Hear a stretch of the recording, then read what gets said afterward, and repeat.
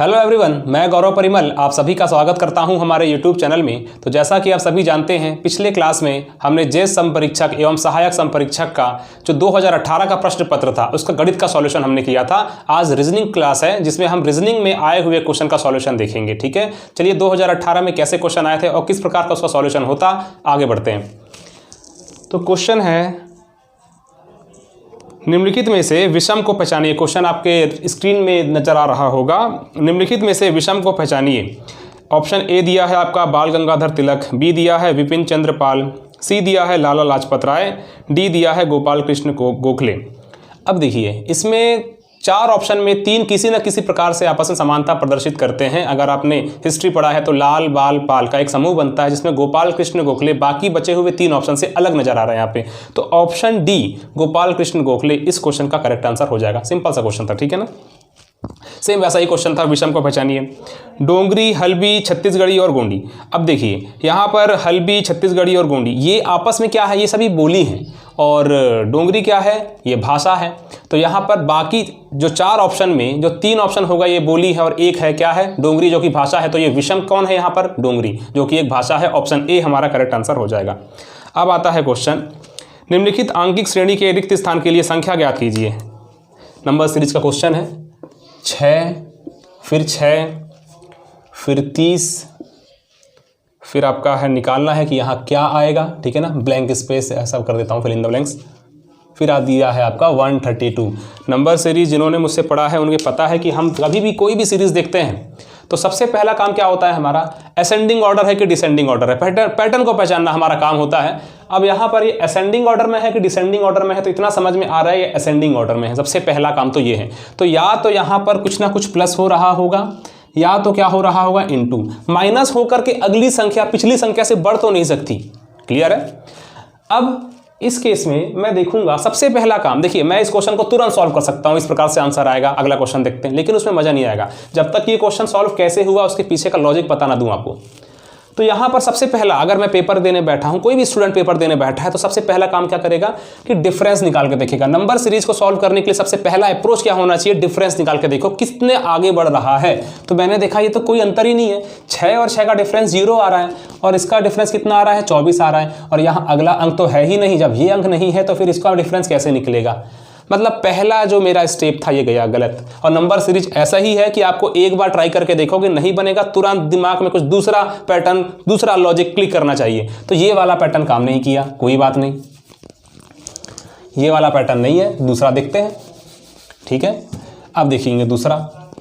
6 में ऐसा क्या गुणा करूं, तो 6 में गुणा करके देखूंगा तो 1 आएगा, तो 6 आएगा। 6 में फिर 5 गुणा करूंगा तो 30 आएगा। फिर यहाँ पर 1 और 5 में ऐसा कौन सा पैटर्न, अगर मान लो 1, 3, 5 होता तो ऑड नंबर विषम संख्या का एक पैटर्न में बोल सकता था। 1, 5 मतलब 4 का डिफरेंस है, इसका मतलब क्या है, यहाँ पर ऐसा हो सकता है क्या 9, तो क्या 9 या 27 270 ऑप्शन में है क्या, नहीं है। इसका मतलब ये भी नहीं। मैं आपको ये सिखा रहा हूं कि नंबर सीरीज जब पेपर में आता है तो किस प्रकार से अलग अलग तरीके से हमें एक पैटर्न बनाने की कोशिश करना है। अब इसके बाद दोनों काम गलत निकल गए। अब मैं क्या करूंगा, मैंने डिफरेंस निकाल के देखा, मैंने मल्टीप्लाई करके देखा तो कुछ काम नहीं बन रहा है। एक मैंने नंबर सीरीज में स्क्वायर वाला बताया है। हमेशा कोई भी संख्या स्क्वायर के आसपास नजर आती है तो थोड़ा सा ध्यान देना है। जैसे कि 25 किसी ऐसी संख्या के आसपास है क्या जिसका हम वर्गमूल निकाल सकते हैं, या ये बोलूं कि किसी संख्या का स्क्वायर 30 के आसपास आता है क्या, आता है। 5 का स्क्वायर 25, हाँ 30 के आसपास है। कितना आगे है, 5 आगे है कि नहीं। 5 का स्क्वायर 25 और 5 कितना हुआ, 30। ये मुझे समझ में आई एक बात, लेकिन ऐसा जरूरी थोड़ी इतना ही हो सकता है, एक और तरीका भी हो सकता है ना। 6 का स्क्वायर माइनस 6 करूंगा तो भी 30 आएगा। ठीक है, पैटर्न कैसे बनाते हैं देखिए। और आगे देखेंगे तो 6 तो यहाँ पर ये भी हो सकता है कि 2 का स्क्वायर प्लस 2 भी हो सकता है, 3 का स्क्वायर माइनस 3 भी हो सकता है। 3 3 9 माइनस 6, 3 करूंगा तो 6 आएगा, ये भी हो सकता है। आगे ये भी तो एक नंबर है, तो यहाँ देखो 11 का स्क्वायर प्लस क्या करूंगा तो 132 बनेगा। 121 और 11 क्या है बनेगा, 132 बनेगा। अब थोड़ा सा इसी में हमको लॉजिक ढूंढना है, बस हमारा काम खत्म, हमारा आंसर तुरंत जल्दी आएगा। अगर 11 का स्क्वायर प्लस 11 आ रहा है तो ये वाली सीरीज में अगर 5 का स्क्वायर प्लस 5 को लेता हूं, मान लो लेता हूं, तो मुझे क्या करना पड़ेगा, हाँ यहां भी 6 है, यहां भी 6 है, तो एक काम करके देखो, अगर मैं 2 वाले को यहां रखूं, अगर मैं 2 वाले को यहां रखूं तो यहां कौन सा आएगा, 3 वाला आएगा, तो 2 3 2 3, ठीक। आगे 5 2 3 5, इसका मतलब क्या हुआ, 2 3 5, कोई पैटर्न बनता नजर आया क्या हमें, बिल्कुल पैटर्न बनता हुआ नजर आ रहा है। कैसे, यहां क्या आएगा, 7 का स्क्वायर, ठीक है, यहां प्लस यहां माइनस, यहां प्लस यहां माइनस आएगा, 7 का स्क्वायर मतलब कि 49, 49 माइनस 7 मतलब यहां पर हमारा आंसर क्या है, 42, 42 हमारा करेक्ट आंसर हो जाएगा। ऑप्शन नंबर क्या दिया है हमारा देख लेते हैं, तो ये हमारा ऑप्शन नंबर है, कौन सा है, ये हमारा ऑप्शन है ऑप्शन डी, ठीक है, ऑप्शन डी हमारा करेक्ट आंसर हो जाएगा। ठीक है, पैटर्न हमने कैसे पहचाना, अब यहां आगे का इसका मतलब क्या हुआ, प्लस माइनस, तो ये प्लस, बिल्कुल प्लस माइनस का अल्टरनेट चल रहा था, बिल्कुल सही। अब कई लोगों के दिमाग में एक प्रश्न तो बिल्कुल उठ रहा होगा इस वीडियो को देखते वक्त कि 2 के बाद 3 हुआ, 3 के बाद 5, मतलब 3 और 5 के बीच में 2 का डिफरेंस होता है, 5 और 7 के बीच में 2 का डिफरेंस होता है, 7 और 11 के बीच में 4 का डिफरेंस होता है, यहाँ 2 और 3 के बीच में 1 का डिफरेंस। तो 2 के बाद 3 कैसे आया, 3 के बाद 5 कैसे आया, 5 के बाद 7 क्यों आया और 7 के बाद 11 क्यों आया, तो इसका आंसर क्या है, आपने पढ़ा होगा प्राइम नंबर्स, अभाज्य संख्या। अभाज्य संख्या सबसे छोटी कौन सी होती है, 2 होती है। उसके बाद आने वाली अभाज्य संख्या क्या होती है, 3 होती है। उसके बाद 4 का अभाज्य संख्या होती है क्या, नहीं। उसके बाद आने वाली अभाज्य संख्या क्या होती है, 5 होती है। 5 के बाद 7 के बाद 11। तो अभाज्य संख्याओं का मैं क्रम देखूंगा स्टार्टिंग से, तो क्या होता है 2 3 5 7 11। ये हुआ इस क्वेश्चन का पूरी तरीके से डिटेल्ड सॉल्यूशन, डिटेल्ड एक्सप्लेनेशन। इस प्रकार से आपको ये क्वेश्चन सॉल्व करना था। पैटर्न ढूंढना है, मैंने स्टार्टिंग किया कहाँ से कि स्टूडेंट्स गलती कहाँ करते हैं। पैटर्न खोजने में कई बार गड़बड़ी करते हैं, 2 बार 3 बार, और अगर नहीं बनता तो गिव अप करके आगे बढ़ जाते हैं। लेकिन ऐसे क्वेश्चंस अगर आप पेपर में छोड़ेंगे तो पेपर क्वालिफाई करने में दिक्कत हो जाएगी। तो जिस प्रकार से आप अपना सोच का दायरा बढ़ा सकते हैं उतना ज़्यादा अच्छा होगा। इसीलिए नंबर ऑफ क्वेश्चन जितने ज़्यादा अटेम्प्ट करेंगे उतना ज़्यादा आपके लिए बेटर होगा। इसके लिए जे सम परीक्षक, सहायक सम परीक्षक की टेस्ट सीरीज सभी को पता है लॉन्च हो चुकी है 5 तारीख से। 5 तारीख से टेस्ट सीरीज लॉन्च हो चुकी है। अब मतलब कि इसका पहला टेस्ट 5 तारीख को अपलोड हुआ था, फिर 9 तारीख को, फिर 13 तारीख को, कल ही एक नया टेस्ट अपलोड हुआ है। लगातार उसमें टेस्ट अपलोड होते जा रहे हैं। उसमें ऐसे ही प्रकार के बहुत सारे क्वेश्चन मिलेंगे। जितना ज़्यादा क्वेश्चन आप प्रैक्टिस करेंगे उतना ज़्यादा आपको अलग अलग लॉजिक, अलग अलग पैटर्न देखने मिलेगा। आपके लिए पेपर में बिल्कुल भी अलग नहीं लगेगा पेपर देने में कि ये बिल्कुल मैंने पढ़ के कुछ और आया था, यहाँ कुछ और आ रहा है। ऐसा फीलिंग आपको बिल्कुल पेपर में नहीं आएगी। इसीलिए बिल्कुल आप लोग, जितने लोग चैनल पर नए हैं, सभी लोग टेस्ट सीरीज परचेस करने के लिए इंस्टॉल करेंगे भूपेंद्र मिश्रा ऐप, और उसमें जा करके जे सम परीक्षक, सहायक सम परीक्षक की टेस्ट सीरीज परचेस करेंगे। जिसको क्लासेस चाहिए वो क्या करेंगे, इसी ऐप को इंस्टॉल करेंगे। और जो भी क्लासेस, अगर आपको कॉम्बाइन पढ़ना है सीजी पापम के लिए, या मैथ्स पढ़ना है, या अलग से आपको इंग्लिश पढ़ना है, या छत्तीसगढ़ पढ़ना है, तो बिल्कुल इस नंबर पर कॉल कीजिए, आपको सारी जानकारी दी जाएगी। अगर किसी को प्राइस का इशू आता है तो बिल्कुल उसे भी सॉल्व किया जाएगा, हर संभव प्रयास किया जाएगा। बस पढ़ाई करते रहिए। चलिए, इसके बाद नेक्स्ट कौन सा पैटर्न होता है, ये वाला तो नंबर सीरीज सॉल्व हो गया। लेकिन अगर इसको आप बिल्कुल सिंपल सोच से आगे बढ़ेंगे तो शायद गलत कर बैठें। और कई लोगों को 2 3 5 7 ये अभाज्य संख्या होती है, कई लोगों को इसमें भी कंफ्यूजन होता है कि 1 से स्टार्ट क्यों नहीं हुआ, 2 3 के बाद 5 आया तो एक पैटर्न बना, तो बना कैसे, तो रीजन क्या था उसका, अभाज्य संख्याएं हैं सारी। ठीक है, चलिए आगे नेक्स्ट क्वेश्चन। नेक्स्ट क्वेश्चन है 0 1 1। चलिए एक और पैटर्न देखते हैं, 0 1 1 2 4 7 13। उसके बाद आपको बताना है क्या आएगा, फिर यह है 44। चलिए देखते हैं 0 और 1। पहला अप्रोच क्या होता है, 0 और 1 में कोई डिफरेंस है क्या, 1। यहाँ पर 0 का डिफरेंस, 1 का डिफरेंस, 2 का डिफरेंस, 3 का डिफरेंस। हाँ, एक बार सोच सकते हैं, जरूरी नहीं है हम सही सोच रहे हैं। डिफरेंस कितने का है, 1 का। असेंडिंग ऑर्डर में है, पहला काम असेंडिंग ऑर्डर में कुछ ना कुछ तो जुड़ रहा होगा। ठीक है, यहाँ पर 0 का डिफरेंस, यहाँ का 1 का डिफरेंस, तो ये 1 0 1, फिर यहाँ 2। नहीं, ये पैटर्न नहीं बन सकता। ये पैटर्न तो बन ही नहीं सकता। और कुछ कर सकते हैं क्या, अल्टरनेट दे सकते हैं क्या, 0 1 4 13, बिल्कुल नहीं, किसी प्रकार कोई पैटर्न नहीं। इसका भी आंसर सॉल्यूशन तुरंत कर दूंगा तो मज़ा नहीं आएगा, पहले गलती बताना जरूरी होता है कि गलती होती कहाँ पर है और कहाँ फंसते हैं पेपर में। अब एक छोड़कर देखा, दो छोड़ करके भी देख सकते हैं क्या, देख लेते हैं। 0 के बाद 2, 2 के बाद 13, ये भी नहीं, कोई बात नहीं। उसके बाद क्या बचता है, बहुत सारे पैटर्न है, मतलब कमी नहीं है, 60-70 पैटर्न हो सकते हैं नंबर सीरीज में या उससे ज़्यादा भी। अब देखो 0 1 को जोड़ूंगा तो 1 आएगा, सही है, ठीक है। 1 और 1 को जोड़ूंगा तो 2 आएगा, लेकिन 2 और 1 को जोड़ने पर 4 आएगा क्या, नहीं आएगा, कोई बात नहीं, आगे बढ़ो।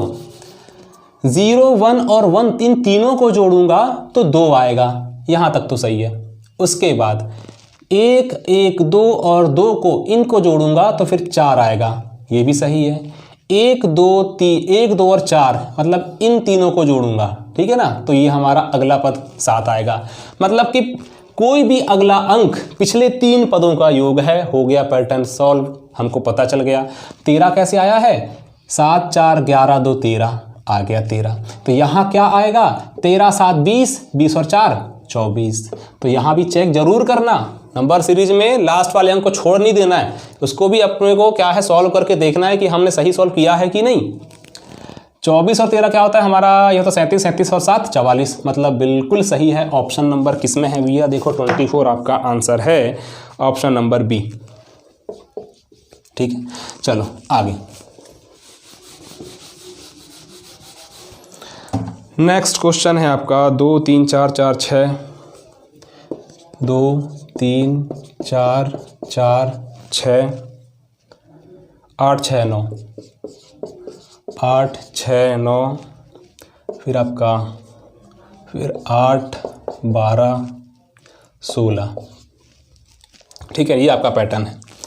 अब इसमें क्या आएगा देखते हैं। सबसे पहले असेंडिंग ऑर्डर में है, ठीक है, नहीं बोल सकता असेंडिंग। 9 के बाद 8 आ रहा है, असेंडिंग वाला तो नहीं है, कुछ और हो सकता है कि यहाँ पे अल्टरनेट देख लेते हैं। अल्टरनेट हमेशा जैसे जो लंबी सीरीज रहती है, एक काम जरूर करना जिसमें आपको बहुत सारे अंक मिले, अल्टरनेट वाला जरूर अप्लाई करके देखना, एक नहीं तो 2 अल्टरनेट, 2 का गैप ले लेके, लेकिन करना जरूर। यहाँ पर देखते हैं 2 के बाद 4 आया, 4 के बाद 6 आया, 2 के बाद 4, 4 के बाद 6, और लेकिन 6 के बाद फिर 6 कैसे आएगा, नहीं, ये तो बिल्कुल सही नहीं बैठेगा।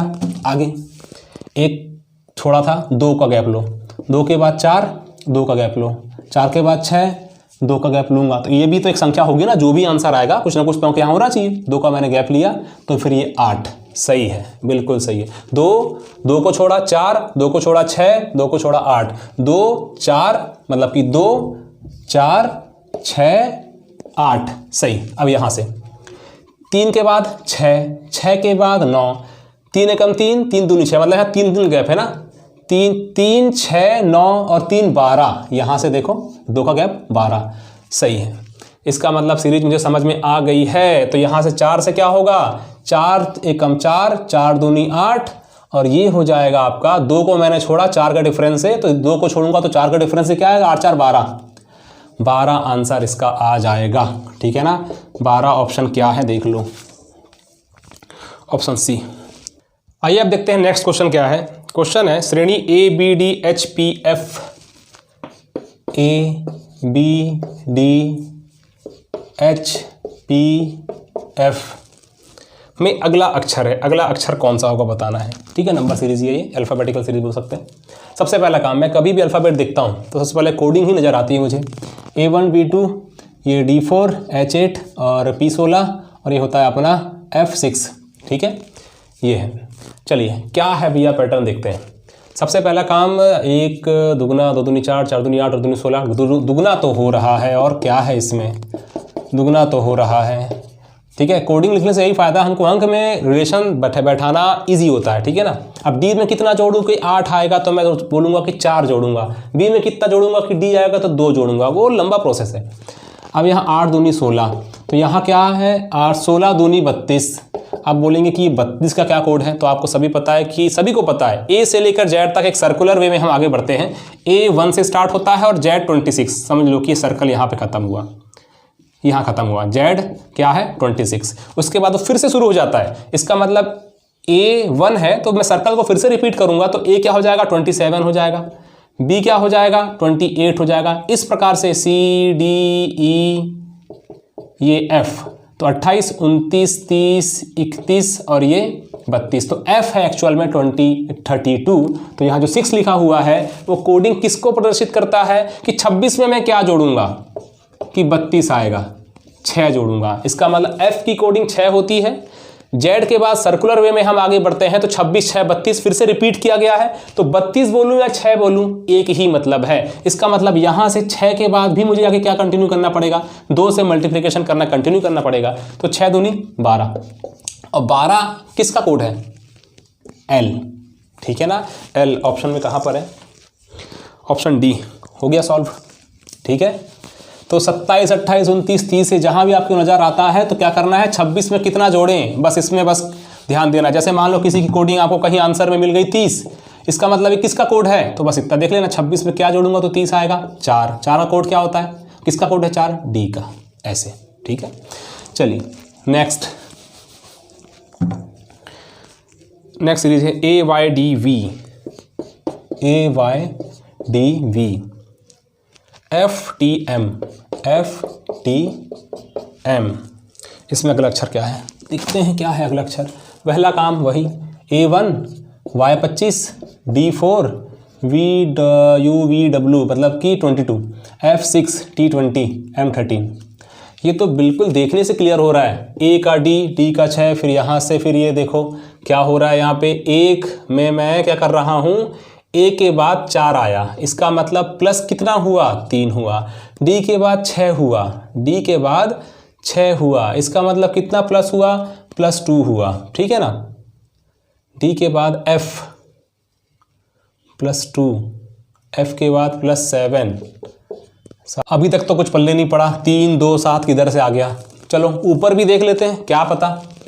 Y के बाद ये V आ रहा है तो 25 में कितना कम हो रहा है तो -3, ठीक है। यहाँ +3 मिला था, यहाँ -3 मिला है, कुछ तो मिला।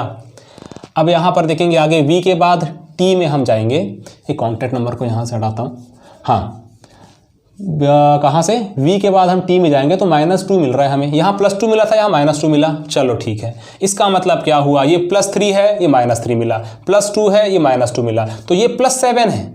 इसका मतलब यहाँ पर अगला जो कुछ भी आएगा ये क्या होने के बाद आएगा, -7 होने के बाद आएगा। तो 20 में -7 करूँगा तो क्या आएगा 13 आएगा, 20 में 7 माइनस करूँगा तो क्या आएगा 13 आएगा। और 13 किसकी कोडिंग होती है, M की ही कोडिंग होती है। बहुत लोग को क्वेश्चन सॉल्व करने पर अरे M के बाद M कैसे आ सकता है, ये भी लगेगा, लेकिन M यहाँ बिल्कुल करेक्ट आंसर है। ऑप्शन नंबर क्या है आपका, ये दिया है ऑप्शन नंबर M मतलब कि A, ऑप्शन A इस क्वेश्चन का करेक्ट आंसर है। चलिए आगे नेक्स्ट BDGK, अगला अक्षर क्या होगा, वही है same. Number series alphabetical series के बहुत सारे क्वेश्चन, इसमें क्वांटिटी बहुत ज़्यादा होती है, तो बिल्कुल इसको अच्छे से देख ही लेना है। जितने ज़्यादा पैटर्न देखेंगे, जितने ज़्यादा अलग अलग लॉजिक देखेंगे उतना ज़्यादा बेटर है। हाँ, सबसे पहला काम जो हमेशा करना है आपको, 2 में 2 जोड़ूंगा तो 4 आएगा, 4 में 3 जोड़ूंगा तो 7 आएगा, 7 में 4 जोड़ूंगा तो 11 आएगा, तो 11 में 5 जोड़ना पड़ेगा मुझे, जो कि 16 आएगा। और 16 किसका होता है, P का होता है, P हमारा आंसर है। इसमें तो कुछ भी नहीं करना था। ऑप्शन बी, ऑप्शन बी क्या आएगा आंसर हमारा, P, ठीक है। कुछ भी नहीं है इसमें सॉल्व करने के लिए, बहुत ज़्यादा सिंपल क्वेश्चन। नेक्स्ट, इसीलिए क्या है, टेस्ट सीरीज जितना ज़्यादा देंगे उतना ज़्यादा फायदेमंद है आपके लिए। बिल्कुल टेस्ट सीरीज देते रहिए, ठीक है। और ऐसा भी नहीं कि पेपर के एक दिन पहले आपने पूरा 6-7 टेस्ट सीरीज दे दिए। आपको कम से कम एक दिन का गैप लेकर टेस्ट सीरीज देखना है। अपनी पिछला नंबर जो आया था, अभी जो नंबर आ रहा है, तो इम्प्रूवमेंट है कि नहीं, खुद को चेक करना है। अब अगला एक इस प्रकार से दिया गया है, अब इसको बनाना पड़ेगा मुझे। चलो बनाते हैं, फटाफट बनाता हूँ जैसा भी बने। ये इस प्रकार से दिया है, ये ऐसा कुछ है और ये ऐसा। वैसे क्वेश्चन आपकी स्क्रीन में नज़र आ भी रहा होगा। ये कैसा है, ऐसा, फिर ये,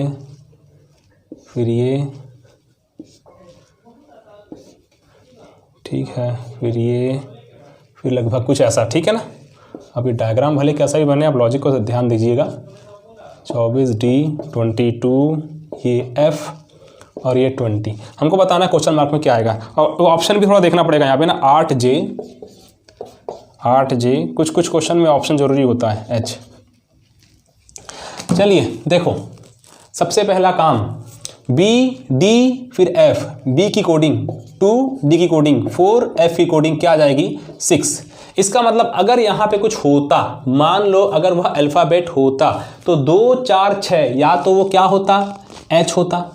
मैंने अल्फ़ाबेट की बात कर रहा हूँ, मैं अल्फ़ाबेट की बात कर रहा हूँ। H अगर ऑप्शन में होता तो इसका मतलब बिल्कुल सही हम जा सकते हैं। चलो इस ऑप्शन को हम कंसिडर कर सकते हैं, लेकिन फिलहाल अभी पूरी तरीके से नहीं, अभी तो हमने आधा ही सॉल्व किया है।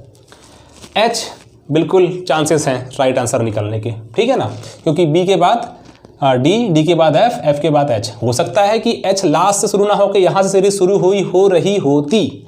मान लो यहाँ मैंने क्या किया है, इस प्रकार से घूम करके आया हूँ। अगर मान लो उल्टा जाता तो 6, 4, 2 फिर 0 मतलब कि Z। B से 2 पहले क्या आ सकता है, अगर मैं B से 2 पहले जाऊंगा तो इसका मतलब क्या है मिलेगा Z, लेकिन Z तो ऑप्शन में ही नहीं है। Z तो ऑप्शन में नहीं है, इसका मतलब और भी ज़्यादा मैं आंसर के प्रति और मेरा आत्मविश्वास बढ़ता है कि हाँ H हो सकता है। अब नंबर्स की बात करते हैं। 24 में 2 कम किया 22 आया, 22 में 2 कम किया 20 आया, तो 20 में 2 कम करूंगा तो 18 आएगा। 18 मुझे ऑप्शन कहीं भी नज़र नहीं आ रहा है, ठीक है ना। 18 मुझे कहीं भी ऑप्शन नज़र नहीं आ रहा है। चलो तो 18 तो हो ही नहीं सकता। अब थोड़ा सा अलग सोचते हैं। 20 में 2 जोड़ूंगा तो 22 आएगा, 22 में 2 जोड़ूंगा तो 24 आएगा, और 24 में 2 जोड़ूंगा तो 26 आएगा। कहीं 26 नज़र आ रहा है क्या, नहीं आ रहा है। इसका मतलब H ही इस क्वेश्चन का करेक्ट आंसर है। इस प्रकार से क्वेश्चन आपको सॉल्व करना है। क्लियर है। चलिए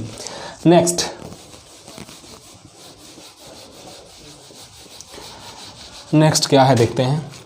नेक्स्ट भी आकृति वाला क्वेश्चन, अगला चित्र कौन सा होगा इसको नेक्स्ट क्लास में देख लेंगे, ठीक है ना। वैसे भी रीजनिंग के 30 क्वेश्चन है तो 15-15 करके करेंगे। अभी ये नेक्स्ट जो तो देखते हैं जो अपना कौन सा अगला चित्र में कौन सा होगा, चित्र वाला हम नेक्स्ट में देखेंगे, उसमें टाइम वेस्ट बहुत हो जाता है। वैसे ये वाला तो सिंपल है, कैसे सिंपल है देखो, इसमें चित्र में ज़रा बनाने में टाइम भी नहीं लगेगा। 8 और ये पहला आपको दिया है, पहले मैं क्वेश्चन लिख रहा हूँ, ठीक है ना। ये आपका कितना दिया है, तो ये B यहाँ दिया है और अंदर क्या दिया है 6 दिया है, और ये इस प्रकार से पंचभुज दिया है हमें, ठीक है ना, तीसरी आकृति में। और ये आपका 10 और ये C। हमें बताना है अगला कौन सा होगा, तो अगला कौन सा होगा, तो चलो भैया देख लेते हैं अगला कौन सा है। पहला ऑप्शन A 6, दूसरा ऑप्शन देखो, इसमें डायग्राम बनाने में टाइम बहुत ज़्यादा लग जाता है। ये हो जाएगा आपका 12, यहाँ क्या था 3 और 2, फिर ये 12 ये भी था। इन दोनों में फ़र्क क्या है, हाँ ठीक है, इसमें D लिखा हुआ है यहाँ पे, ठीक। इसके बाद एक और दिया है 12 वाला। अभी तो फ़िलहाल मैं क्वेश्चन ही ड्रॉ कर रहा हूँ, ठीक है ना। ये D अंदर दिया है, तो आपको बताना है अगला चित्र कौन सा होगा। देखिए ABCD ये ऑप्शन है। सबसे पहले देखो ये क्या नज़र आ रहा है आपको, 1 भुजा 2 भुजा 3 भुजा 4 भुजा, और एक और सेम टू सेम इसके बाहर में 1 भुजा 2 भुजा 3 भुजा 4 भुजा, 4 और 4 8 भुजाएं हैं यहाँ पर। तो 8 कोडिंग जो कि उसके अंदर लिखा हुआ है। पहला चीज़ यहाँ देखेंगे 1 2 3 फिर 1 2 3, टोटल कितना 6 जो कि अंदर लिखा हुआ है, ठीक है। 1 2 3 4 5, 1 2 3 4 5 वो भी अंदर लिखा हुआ है। तो कितनी भुजाएं हैं टोटल इसमें 10, ठीक है। मतलब कोई भी अंक रहेगा वो अंदर लिखा हुआ होना चाहिए। ये तो ठीक है, ये ठीक है, सभी 12 ठीक है, सभी लिखा हुआ है, ठीक है। लेकिन ABCD अगला आएगा D जो कि उस आकृति के बाहर होना चाहिए, तो ये तो अंदर है, हो नहीं सकता, ठीक है। और यहाँ तो कोई अंक ही नहीं है मेरे ख्याल से, तो ये भी नहीं, कुछ मतलब अल्फ़ाबेट लिखा ही नहीं है, D है ही नहीं, ये भी नहीं हो सकता। अब क्या है, ये भी नहीं हो सकता, यही दिख रहा है सही, ठीक है। हमको ऐसा मिलना चाहिए जहाँ पर ABC के बाद D आकृति के बाहर नज़र आए, और 1 2 3 4 5 6 7 8 मतलब कि सेम टू सेम रिपीट ही है। वैसे तो 6 दूनी 12 और 12 उसके अंदर लिखा है, मतलब कि ऑप्शन नंबर C इस क्वेश्चन का करेक्ट आंसर हो जाएगा, ठीक है ना। क्वेश्चन ड्रॉ करने में ज़रा टाइम लगा है, सॉल्व करने में नहीं। अब पेपर में आप ड्रॉ थोड़ी करोगे इसको, रफ में फटाफट देखोगे और सॉल्व करोगे, ठीक है। चलिए आगे, इसलिए क्या है एक आकृति वाला क्वेश्चन मैंने नेक्स्ट क्लास ले रखा है, उसमें टाइम लग जाता है। आगे बढ़ते हैं। इलेक्शन को कूटबद्ध किया गया है, ये भी कोडिंग डिकोडिंग बहुत इंपॉर्टेंट, मतलब कोडिंग डिकोडिंग का वेटेज पेपर में लास्ट ईयर बहुत ज़्यादा था, इस बार भी जो मैं लिखाता हूँ A1 B2 जो रिवर्स पेयर वाला बताता हूँ, आज़ाद बॉय क्रक्स वाला, ठीक है ना, इसको बिल्कुल पढ़ ही लेना। इलेक्शन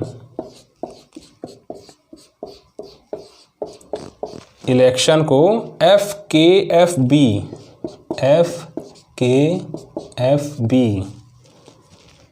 UHPM लिखा जाता है। तो हमें बताना है कि फेस्टिवल को कैसे लिखेंगे। फेस्टिवल को किससे कूटबद्ध करेंगे। चलो ऑप्शन देखेंगे हम पहले तो फिलहाल। हाँ, यहाँ ऐसे क्वेश्चन में एक ऑप्शन भी काम आता है, कैसे कितने जल्दी समय में हम ऑप्शन को एलिमिनेट कर सकते हैं वही बताऊंगा। पहला काम, सबसे पहला काम जो बहुत लोग समझ भी गए होंगे कि मैं क्या बोलने वाला हूँ, जिन्होंने मेरी क्लास देखे हैं, हमें करना क्या है, सबसे पहले कोडिंग लिखो E5 L12 E5 C3 T20, इसके बाद क्या है I है ना, I9 O15 और N14, F6 K11 F6, फिर ये होगा आपका B2 U21 H8 P16 M13। कुछ है, देखो एक के नीचे एक देखेंगे तो हाँ दिख तो रहा है। F+1 करूँगा तो 6 आया, 5 और 1 6, यहाँ करूँगा तो -12 में 1 कम किया 11, 5 में 1 जोड़ूंगा तो 6 आया है, 3 में 1 कम करूँगा तो माइनस, यहाँ T में 1 जोड़ा तो +1, ठीक है ना, 9 में -1 करूँगा तो 8 आया, +1 करूँगा 15 में तो 16, और 14 में 1 कम करूँगा तो 13 आया, +1 चला दो, ठीक है। इसका मतलब यहाँ पर क्या आएगा, कर लो इसमें भी, F6 E5 S19 T20 I9 V22 और A1 और L12। तो यहाँ पर क्या +1 मतलब कि यहाँ 7, मतलब कि क्या आना चाहिए यहाँ पे G। यहाँ पर क्या होगा -1 मतलब कि 5 है तो -1 मतलब कि 4, तो यहाँ क्या आना चाहिए D। ऐसा कोई ऑप्शन है क्या जहाँ पे G D मिल रहा है हमें?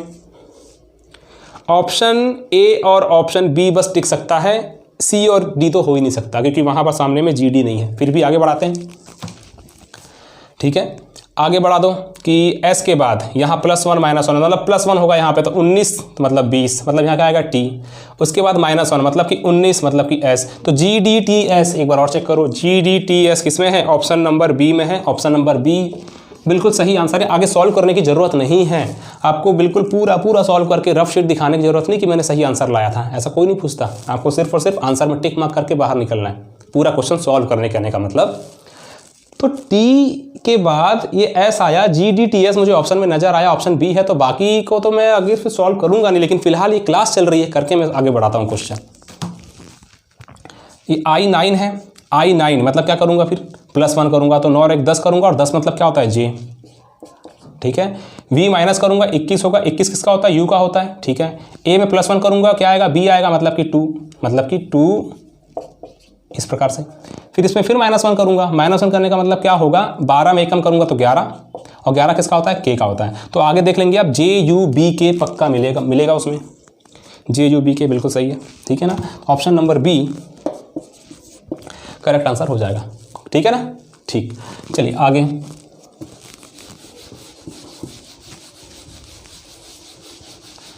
नेक्स्ट GHATR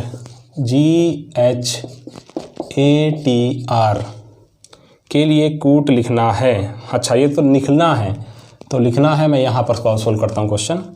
HANG इसको किससे कूट किया गया है, 2 3 5 4, इसको बोलते हैं चाइनीज़ कोडिंग एक प्रकार से। GATU ये क्या है, 7 5 2 6, उसके बाद है THRM 8 4 1 7, 8 4 1 7, फिर RATS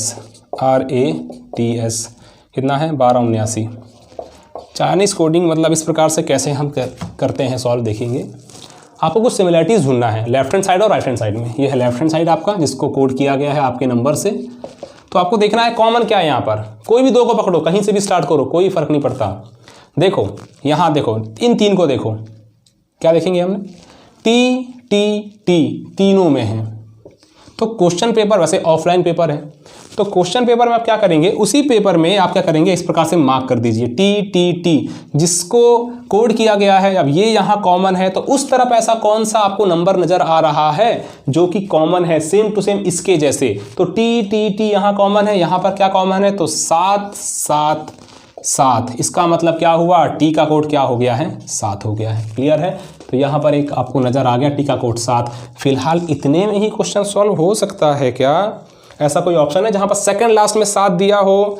बस इतने से ही क्वेश्चन ऑप्शन सॉल्व हो सकता है। Option number A correct answer. बस आगे क्वेश्चन में सॉल्व करना शुरू कर देना। इस प्रकार से अगर पढ़ाई करेंगे तो, वरना पूरा देखो पेपर में टाइम नहीं बचेगा। फिर मैंने देखा सेकंड लास्ट ऑप्शन में 7 आ रहा है, ऑप्शन में देखा सेकंड लास्ट ऑप्शन में 7 कहाँ पे दिया हुआ है, मैंने देखा ऑप्शन नज़र आ गया मेरे को, आगे बढ़ो, ए ऑप्शन है तो आंसर बढ़ो। फिर भी अगर संतुष्टि के लिए और देख सकते हैं, एक और देख लो, 2 और देख लो, पूरा देखने की ज़रूरत नहीं है। लेकिन फिर भी मन नहीं मान रहा है तो पूरा करके देख ही लो, फिर अगर समय आपके पास है। देखते हैं आगे। और कॉमन ये देखो R, एक बार अगर मैंने कॉमन वाला बता दिया सर्कल से, तो कंफ्यूजन को अवॉइड करना है तो आप एक बार ट्राइंगल बना दो या वर्ग बना दो, ठीक है ना। तो ये R को मैंने इस प्रकार से बताया, इसका मतलब यहाँ पर क्या है कॉमन, देखो दोनों में 1 1 कॉमन नज़र आ रहा है, तो R की कोडिंग 1, R की कोडिंग 1, R की कोडिंग 1, देख लेना उसमें ये ऑप्शन 1 ही होगा 7 के बाद, ठीक है ना। आगे और कुछ कॉमन, ये देखो 1, ये इसमें और इसमें देखो ए कॉमन नज़र आ रहा है, तो इसको मैं क्या करूं, इसको मैं क्या करूं, सर्कल हो गया, इसको मैं स्क्वायर कर देता हूं, ए।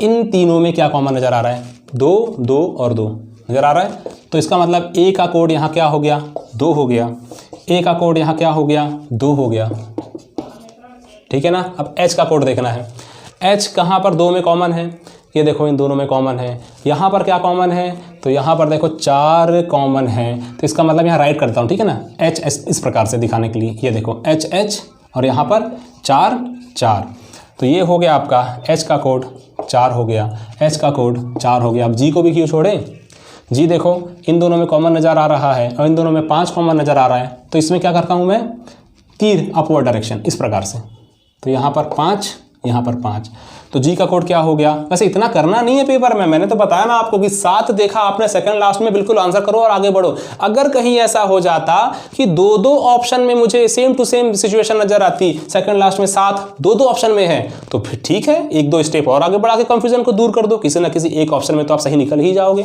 ठीक है। अब जी का क्या है, 5 है, तो ये 5, चलो फिर भी 5 54 271, 54271 वही होगा, 54 271, ठीक है ना, करेक्ट आंसर ऑप्शन ए। इस प्रकार से हमको चाइनीज कोडिंग को सॉल्व करना होता है और ये होता है इसका सबसे बेहतरीन तरीका, ठीक है। चलिए आगे, अगर ये तरीका पसंद आया हो तो थोड़ा कमेंट कर दिया कीजिए कि सर बढ़िया लगा, ताकि क्या है मुझे भी मोटिवेशन मिले। आगे एग्रीकल्चर को कूटबद्ध किया जाता है, एग्रीकल्चर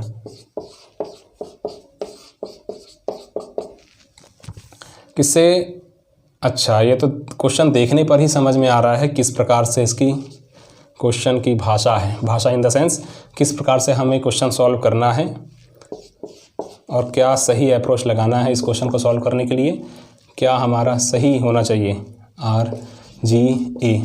तो हमको हैंड क्या लिखा है, हैंडकरचीफ, HAND CUR है, हाँ CHIF।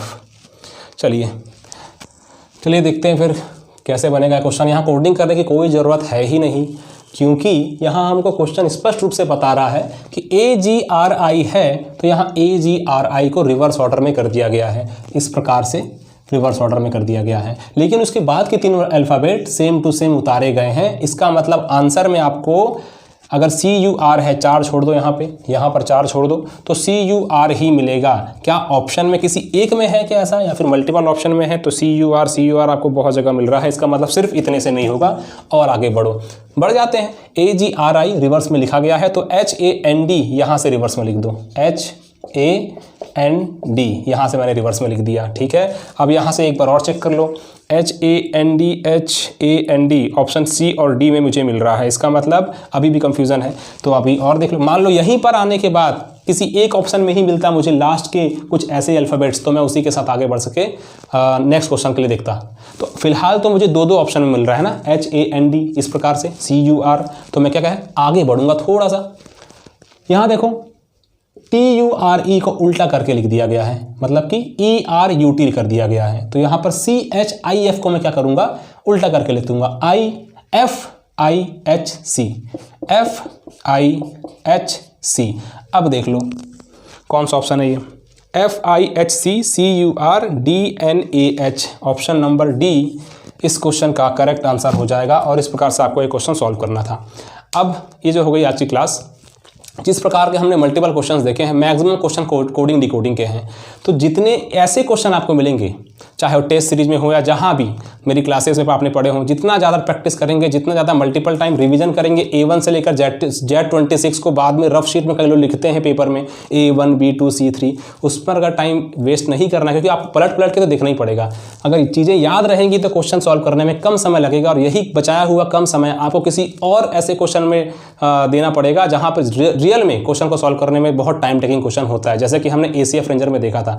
तो ऐसे क्वेश्चन में टाइम बचाओगे तो दूसरे क्वेश्चन के लिए आपके पास समय बचेगा, ठीक है ना। इस प्रकार से आपकी तैयारी रखिएगा और टेस्ट सीरीज बिल्कुल देते रहिएगा। यदि कोर्स परचेस करना है तो बिल्कुल इस नंबर पे कॉल करिएगा, आपको जितना भी हेल्प कर सकते हैं हम लोग बिल्कुल करेंगे, ठीक है। तो वीडियो को अंत तक देखने के लिए धन्यवाद आपका।